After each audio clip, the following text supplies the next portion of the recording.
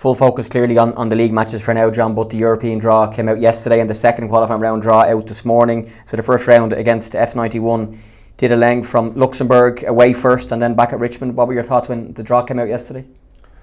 Yeah, I think, you know, when you're looking at the draw, you're obviously, you know, there's no easy games in football, and we know that from our own league that we're in. It's so competitive. There's no easy games. So, you know, when I seen the draw, obviously I don't know much about them. You know, being honest, I've not seen much of the football in Luxembourg, but I'll certainly brush up on that over the next few weeks, and we'll look at them and we'll see what they're about. But I know they've kind of changed their coach in the last wee while, so so they'll probably be a little bit different to what they've done last year.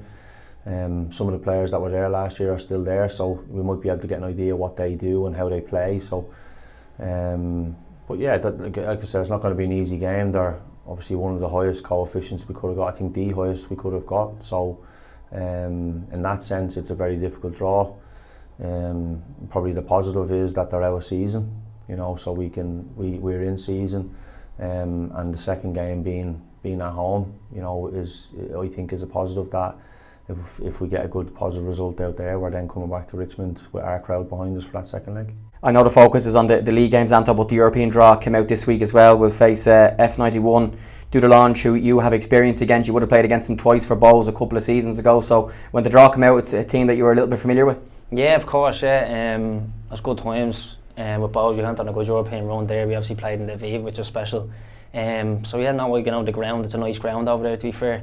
Good atmosphere. I'm sure that plenty of Pats fans will enjoy themselves over there. It's a nice ground. So now, listen, it's a long way away at the minute. We have plenty of league games and important games coming up. So we'll think about that in a few weeks. Yeah, I know they've changed their manager since you would have played them, and a lot of the squad has changed too. But I'm sure, given that you have faced them and you know you've been there, you know what the stadium is like. You know, John and Sean and Alan and the staff might be able to use your expertise a little bit to try and help in the prep. Yeah, of course. If I can help in any way, you know, I will. The ground's tight, it's small, similar to maybe draw it kind of in a way, similar.